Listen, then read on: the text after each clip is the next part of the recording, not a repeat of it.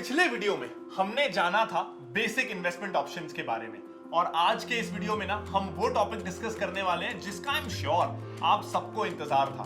हम डिस्कस करने वाले हैं शेयर बाजार के बारे में। Welcome to our new series learn with Upstox, जहां हम सीखेंगे इन्वेस्टिंग के बहुत सारे कंसेप्ट्स जैसे IPOs, mutual funds, digital gold, stock market, real estate और भी बहुत कुछ। तो make sure that you watch this video ताकि आपको ये सारे इंपॉर्टेंट कंसेप्ट्स बहुत अच्छे से समझ में आ जाए। चलिए अब शुरू करते हैं कि आखिर ये शेयर बाजार है क्या। शेयर बाजार का सुन के ही ना बहुत से लोगों को डर लगता है। फैमिली और रिलेटिव्स तो यही कहते हैं कि शेयर मार्केट में पैसा मत लगाना, यहां पैसा डूब जाता है क्योंकि ये एक जुआ है या सट्टा बाजार है। इवन मूवीज में भी हमने यही देखा है। मुन्ना भाई एमबीबीएस याद है, हमने यही देखा है। लेकिन दोस्त हैं जो क्लेम कर रहे हैं कि वो बहुत पैसा कमा रहे हैं, तो ऐसे में कंफ्यूजन होता है, नर्वसनेस होती है कि करें तो क्या करें, शेयर मार्केट में निवेश करें या नहीं। चलिए एक ना फन फैक्ट जानते हैं। अगर आपने या आपकी फैमिली मेंबर ने 40 साल पहले विप्रो में सिर्फ 10,000 रुपए लगाए होते ना, तो आज 40 साल बाद वो होते 700 करोड़ रुपए। अब आप में से कुछ लोग ये सुन के हैरान होंगे और कुछ लोग तुरंत ये कमेंट करने का सोचेंगे, लेकिन तब 10,000 रुपए थे किसके पास? तो कोई बात नहीं, अगर आपने 1,000 रुपए भी लगाए होते ना तो आज वो 70 करोड़ हो जाते। लगता है 1,000 भी नहीं होंगे। अगर आपने 100 रुपए भी लगाए होते ना, 100 रुपए तो थे, वो भी आज 7 करोड़ रुपए हो जाते। तो ये पोटेंशियल है स्टॉक मार्केट का। अब समझिए, अगर आपको आपका बिजनेस स्टार्ट करना है तो आपको पैसे चाहिए और आप इसके लिए क्या करेंगे? आप अपनी फैमिली को कहेंगे या दोस्त या रिलेटिव्स को कहेंगे। लेकिन अगर थोड़े और ज्यादा पैसे चाहिए जो दोस्तों और परिवार वालों से नहीं हो पा रहे हैं, तो आप क्या करेंगे? तो आप बैंक्स को अप्रोच करेंगे। बट अगर आपको 20,000 करोड़ रुपए चाहिए तो फिर आप क्या करेंगे? तो ये पैसा आप पब्लिक से लेंगे। तो इसके लिए आप उन्हें अपना बिजनेस मॉडल समझाएंगे कि मेरा ये प्लान है, और जिन लोगों को आपका बिजनेस मॉडल पे भरोसा हो जाए, हो सकता है वो आपको पैसा दे दें। बदले में वो आपसे क्या लेंगे? बदले में वो आपसे इसके बदले कंपनी में हिस्सा मांगेंगे या स्टेक मांगेंगे, और इसे ही हम कहते हैं शेयर, क्योंकि इससे आपको कंपनी में शेयर मिल रहा है। अब ये तो हुआ कि कंपनी ने आपसे पैसा लिया और शेयर दे दिया, बट ऐसा भी हो सकता है कि आपने कंपनी में शेयर खरीदा और सडनली 3 दिन बाद आपको पैसों की जरूरत पड़ गई। अब जिस कंपनी का शेयर आपने खरीदा था वो कंपनी तो पैसा आपको वापस देगी नहीं, क्योंकि उन्होंने तो आपसे पैसे लेके अपनी कंपनी के बिजनेस ऑपरेशंस में लगा दिया। लेकिन आपको तो पैसा चाहिए ना, तो इसके लिए ऐसा मार्केट होना जरूरी है जहां आप शेयर बेच सकें, और इसे ही हम कहते हैं शेयर बाजार, जहां आप 4,000 से भी ज्यादा कंपनीज का शेयर खरीद बेच सकते हैं जब चाहें। अब अगर आपको लगता है कि कोलगेट का फ्यूचर अच्छा है, वो अच्छा करने वाली है, तो उसके टूथब्रश या टूथपेस्ट ज्यादा बिक रहे हैं ऐसा आपको लगता है, तो उसका शेयर आप ले सकते हैं। वहीं किसी को लगता है कि नहीं, HUL ज्यादा अच्छा करने वाली है कोलगेट के मुकाबले, तो आप वो खरीद सकते हैं। तो आपको जो बिजनेस पसंद आता है, मार्केट में 4,000 से ज्यादा बिजनेसेस लिस्टेड हैं, आप उसको खरीद सकते हैं। तो डेली करोड़ों लोग शेयर्स खरीदते हैं, शेयर्स बेचते हैं, तो इसलिए आपको आपके शेयर का बायर या सेलर मोस्टली मिल ही जाता है। तो यही तो खास बात है शेयर बाजार की, कि आप चाहें तो एक क्लिक में शेयर खरीद के रतन टाटा के बिजनेस में हिस्सेदार बन सकते हैं, या आदि गोदरेज के एम्पायर के शेयर्स खरीद लें, या रिलायंस का खरीद के जियो का हिस्सा बन जाए। थोड़ा सा ही सही, बट आप एटलीस्ट हिस्सेदार तो बन गए। तो आप ऐसी कंपनीज में इन्वेस्ट कर रहे हैं जिन्हें टाटा, बिरला, अंबानी जैसे इंडिया के बेस्ट बिजनेस ब्रेन्स रन कर रहे हैं। जब आप कोई शेयर खरीद रहे हैं तो आप उस कंपनी में छोटी सी हिस्सेदारी ले रहे हैं, इसलिए उसका नाम शेयर है, क्योंकि आप उस कंपनी के एक तरीके से को ओनर बन रहे हैं।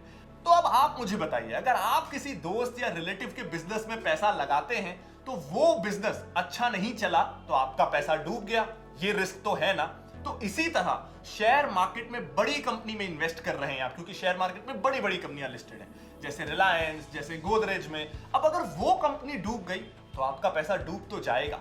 अगर वो कंपनी ने बहुत अच्छी ग्रोथ दिखाई तो आपका पैसा भी बहुत अच्छी ग्रोथ दिखाएगा। ये बिल्कुल वैसा है जैसे आप अपने रिलेटिव या दोस्त के बिजनेस में पैसा लगा रहे हैं इस भरोसे कि ये बिजनेस बढ़ेगा, मुझे प्रॉफिट मिलेगा और मेरे हिस्सेदारी से मैं वेल्थ क्रिएट करूंगा। लेकिन आप ये भी जान रहे हैं कि अगर लॉस हुआ तो इस लॉस को सहन भी मुझे करना पड़ेगा। तो शेयर मार्केट में आपको इंटरेस्ट नहीं मिलता क्योंकि ये लोन नहीं है। तो शेयर बाजार में भी ऐसे बहुत से बिजनेस हैं जो डूबते हैं और जो अच्छा मुनाफा भी देते हैं। बट आप आयशर मोटर्स का एग्जांपल देखिए। आयशर मोटर्स ने बुलेट की सेल पिछले कुछ सालों में बढ़ा दी, बहुत ज्यादा बढ़ा दी, जिससे उनके शेयर प्राइस भी 10-20 गुना बढ़ गए। वैसे ही आप एमआरएफ का शेयर प्राइस देख सकते हैं, टीवीएस का, विप्रो का, ये ऐसे बहुत सारे शेयर्स हैं जिन्होंने पिछले कुछ सालों में बहुत बहुत अच्छे रिटर्न्स दिए हैं। तो डेफिनेटली एक बात तो है कि शेयर मार्केट में रिस्क तो है, बट उसी के प्रोपोर्शन में रिटर्न्स भी हैं। लेकिन रिस्क है तो इसका मतलब नहीं आप ये मान के बैठ जाएं कि रिस्क है। रिस्क मिटिगेशन करने के तरीके हैं और रिस्क मिटिगेशन जरूरी है। तो चलिए जानते हैं कि कैसे आप शेयर बाजार में रिस्क को कम कर सकते हैं। तो अब ना हम पुराने एग्जाम्पल को ही कंटिन्यू करते हैं। तो जैसे कि हमने देखा कि जब आप किसी दोस्त के बिजनेस में इन्वेस्ट करते हैं तो आपको ये नहीं पता होता कि वो कितना रिटर्न देगा। हो सकता है पहले साल 10% दे, दूसरे साल 20% दे दे और उसके तीसरे साल 30% का रिटर्न। बट इसका कोई फिक्स्ड क्राइटेरिया नहीं है कि कितना रिटर्न मिलेगा। सो इन द सेम वे एक स्टॉक कैसा परफॉर्म करेगा और कितना रिटर्न देगा वो हम नहीं कह सकते, क्योंकि कभी कभी ऐसा भी होता है कि कोई स्टॉक 4-5 साल तक बिल्कुल भी ग्रो ना करे। वहीं कोई स्टॉक ऐसा भी हो सकता है जो एक ही साल में 2-3 गुना या उससे भी ज्यादा रिटर्न दे दे। बट ये तो हुई एक शेयर की बात, लेकिन हम अपना पूरा पैसा एक शेयर में नहीं लगा सकते क्योंकि हमको पता नहीं ना कि वो कब ग्रो करेगा। तो इसीलिए ये सजेस्ट किया जाता है कि आप जब इन्वेस्ट करें तो सिर्फ एक स्टॉक में मत करिए, बल्कि 8-10 स्टॉक्स का एक अच्छा पोर्टफोलियो बनाइए। अब हमने ये तो जान लिया कि शेयर क्या होता है और शेयर मार्केट क्या होता है। अब आप भी सोच रहे होंगे कि जब कंपनी ने पैसा ले लिया हिस्सेदारी दे के, तो फिर शेयर प्राइसेस डेली अप या डाउन क्यों होते हैं? कंपनी ने तो हमको हिस्सेदारी दे दी। तो इससे जानने से पहले हम ये जान लेते हैं कि शेयर मार्केट के मेजर पार्टिसिपेंट्स कौन होते हैं, क्योंकि आपको पता चलेगा कि ये पार्टिसिपेंट्स के कारण ही ना शेयर प्राइसेस ऊपर नीचे होते हैं। तो फर्स्टली हम जानते हैं रिटेल इन्वेस्टर्स के बारे में। रिटेल इन्वेस्टर्स हम और आप जैसे इन्वेस्टर्स। सेकेंडली हम जानेंगे इंस्टीट्यूशनल इन्वेस्टर्स के बारे में, जैसे म्यूचुअल फंड्स हो, गवर्नमेंट एजेंसीज हो, इंश्योरेंस कंपनीज हो और ऐसी बहुत सारे इंस्टीट्यूशनल इन्वेस्टर्स इस देश में हैं। इसके अलावा एक थर्ड कैटेगरी भी होती है एडवाइजर्स की, क्रेडिट रेटिंग कंपनीज की, एनालिस्ट की, इक्विटी रिसर्च फर्म्स की। ऐसी बहुत सारी कंपनीज होती हैं जो प्रिडिक्शन करती रहती हैं इकोनॉमी के बारे में, बॉन्ड्स के बारे में, गवर्नमेंट पॉलिसीज या फिर सीधा सीधा स्टॉक्स के बारे में। और ये सारी एजेंसीज, ये सारी कंपनीज दिन भर में या महीने भर में अपना ओपिनियन देती रहती हैं और इनके ओपिनियन से ना आपका, मेरा, इंस्टीट्यूशनल इन्वेस्टर्स का, सबका मूड बदलता रहता है। तो ये 3 ऐसे मेजर पार्टिसिपेंट्स हैं जो रीजन बनते हैं शेयर प्राइसेस के मूवमेंट का। अब रिटेल इन्वेस्टर्स का मूड कैसा है? क्या वो ऑप्टिमिस्टिक है शेयर मार्केट को लेके या पेसिमिस्टिक? इंस्टीट्यूशनल इन्वेस्टर्स या तो एकदम से किसी शेयर में इन्वेस्ट करें या किसी से बेच के निकलें, तो वो शेयर में काफी अफेक्ट करता है। तो इनकी एक्टिविटी ना बहुत मायने रखती है। अब एडवाइजर्स या इन्वेस्टर्स का देखते हैं। आपने ऐसे न्यूज देखे होंगे कि मॉर्गन स्टैनले ने इंडिया की ग्रोथ नेगेटिव बताई, या फिर गोल्डमैन सैक्स ने ऑटोमोबाइल सेक्टर में इतने % का ग्रोथ दिखाया। तो ऐसे न्यूज ना हम देखते हैं, सुनते रहते हैं। तो जब कोई रिस्पेक्टेड एजेंसी जो ग्लोबली या इंडिया में रिस्पेक्टेड है अपना ओपिनियन देती है, तो इससे रिटेल इन्वेस्टर्स के मन में, हमारे ओपिनियंस में भी काफी फर्क आता है, हमारे सेंटिमेंट्स भी चेंज होते हैं। इंस्टीट्यूशनल इन्वेस्टर्स को भी डेटा वगैरह मिलता है जिससे उनके ओपिनियंस को इंपैक्ट होता है। तो इन सारी चीजों से ना शेयर के प्राइस कभी गिरते हैं तो कभी बढ़ते हैं। अब अगर मारुति का रिसर्च रिपोर्ट देखेंगे तो हो सकता है उसमें 10 ब्रोकर्स कह रहे हैं कि मारुति अच्छा है, लेना चाहिए, और 10 ब्रोकर हैं जो उसे बुरा कह रहे हैं। तो ऐसे में रिटेल इन्वेस्टर्स का ओपिनियन भी चेंज हो जाता है, डिवाइड हो जाता है। अब ब्रोकर्स या एडवाइजर के ओपिनियंस चेंज भी हो सकते हैं, चेंज कई बार होते रहते हैं डिपेंडिंग अपॉन कंपनी का न्यूज क्या रहा, सेक्टर कैसा चल रहा है। अब अगर मारुति खुद ये कह रही है कि उनकी मैन्युफैक्चरिंग 3 दिन के लिए बंद हो जाएगी क्योंकि डिमांड नहीं है, तो अब ये नेगेटिव न्यूज से मारुति के शेयर प्राइस गिर सकते हैं। बट वही अगर ये न्यूज आ जाए कि मारुति और टोयोटा के बीच कोई स्ट्रेटेजिक पार्टनरशिप हो रही है, तो हो सकता है कि प्राइसेस बढ़ जाए क्योंकि ये पॉजिटिव न्यूज है। तो इससे शेयर प्राइस बढ़ेंगे। तो ऐसा कंपनी रिलेटेड न्यूज या इकोनॉमी या सेक्टर रिलेटेड न्यूज से शेयर प्राइसेस पे काफी इंपैक्ट आता है। और अब ये तो हो गया न्यूज, अब दूसरा हो गया ओपिनियन। अब जैसे मेरे या किसी और का ओपिनियन सुन के आप किसी शेयर के लिए कुछ बिलीफ बना सकते हैं, ये टेक्निकल एनालिस्ट के साथ होता है। अब सपोज शेयर का प्राइस 100 रुपए था और वो गिर के 95 पे आ गया, ये टेक्निकल एनालिस्ट के साथ होता है। अब सपोज करिए कोई शेयर 100 रुपए का था जो गिर के 95 पे आ गया, तो सारे टेक्निकल एनालिस्ट का ओपिनियन उस स्टॉक के लिए हो जाएगा कि ये डाउन ट्रेंड है, इसमें से अब निकल जाइए। अब इससे लॉन्ग टर्म इन्वेस्टर्स को फर्क पड़ता है, वो भी सोचते हैं कि इतने एनालिस्ट नेगेटिव बता रहे हैं तो निकलने में ही बेहतरी है। तो इतने लोग जब सेल करते हैं तो उससे शेयर का प्राइस और गिरने लगता है। ये साइकिल ऐसे ही चलता रहता है। अब ना जो टेक्निकल एनालिस्ट होते हैं वो मेनली इंट्राडे या वेरी शॉर्ट टर्म के लिए अपने ओपिनियंस देते हैं। उनका 1 रुपए भी अगर भाव बढ़ जाए तो वो प्रॉफिट बुक कर लेते हैं, और वहीं 20 पैसे भी अगर गिर जाए तो वो निकलने में ही भलाई समझते हैं। तो उनका ओपिनियन ना रोज चेंज होता रहता है, हर थोड़े टाइम में, हर कुछ मिनटों में भी। तो किसी मूवमेंट पे वो खरीद रहे हैं और किसी मूवमेंट पे बेच रहे हैं। तो इसलिए आप देखेंगे तो कभी शेयर ऊपर जा रहा है, कभी नीचे जा रहा है, ये हर मिनट हो रहा है, क्योंकि सेम डे वो प्रॉफिट कमाना चाहते हैं और हर मूवमेंट पे 10-20 पैसे के मूवमेंट भी उनके लिए इंपॉर्टेंट हो जाता है, और इस मूवमेंट से उनका ओपिनियन चेंज होता रहता है। तो हम ये कह सकते हैं इन समरी, डिमांड एंड सप्लाई की वजह से शेयर प्राइसेस ना ऊपर नीचे होते रहते हैं। अब हम ना कुछ बेसिक टर्मिनोलॉजीज की बात कर लेते हैं, जैसे कि बुल मार्केट या bear market, intraday, delivery, stop loss, इस तरह की चीजें। तो हम मार्केट को बुलिश ये तब कहते हैं जब शेयर मार्केट कंटिन्यूअसली 10% से बढ़ रहा हो, और वहीं हम उसे बेयरिश तब कहते हैं जब वो कंटिन्यूअसली 10% से ज्यादा गिर जाए या गिर रहा हो कंटिन्यूअसली। आप सेंसेक्स वगैरह देखते होंगे कि इतने पॉइंट से बढ़ गया या कम हो गया, तो ये टर्म्स ना ओवरऑल मार्केट को डिनोट करने के लिए यूज की जाती है।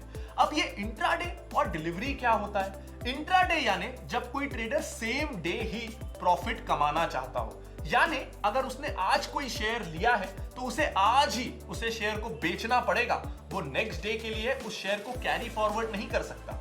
सपोज मैंने आईटीसी का शेयर लिया 200 रुपए का, ये सोच के कि ये आज बहुत बढ़ने वाला है, बट अगर मार्केट बंद होने तक वो नहीं बढ़ा और उल्टा वो गिर के 190 पे आ गया, तो उस ट्रेडर को लॉस में वो शेयर बेचना ही पड़ेगा। वहीं जब आप एक दिन से ज्यादा शेयर होल्ड करना चाहते हो, चाहे वो 1 वीक हो, 1 महीना हो या 10 साल हो, तो आप उस शेयर को डिलीवरी में खरीदना कहेंगे। अब अगर आपको अपना लॉस कम से कम करना है, अगर आपको अपना लॉस रिस्ट्रिक्ट करना है, तो आप स्टॉप लॉस का यूज कर सकते हैं। अब ऊपर वाले एग्जाम्पल में मैंने 200 रुपए का शेयर लिया और वो गिर के 190 पे आ गया, तो मैं शेयर लेते टाइम स्टॉप लॉस पे एक प्राइस एंटर कर सकता हूं कि अगर शेयर गिर के 195 तक आ जाए तो मेरे सारे शेयर्स अपने आप बिक जाए। क्यों? क्योंकि मैं सिर्फ 5 रुपए का लॉस अफोर्ड कर सकता हूं, ना कि 10 रुपए का। तो stop loss generally intraday traders के लिए होता है। मान लेते हैं एक पार्टनरशिप फर्म है जिसमें 4 पार्टनर्स हैं जिनका 25% प्रॉफिट शेयरिंग एग्रीमेंट है, और ये फर्म को साल के एंड में 1 लाख का प्रॉफिट हो रहा है, तो हर एक पार्टनर को 25-25 हजार मिला, जो कि उनका प्रॉफिट पर शेयर हुआ।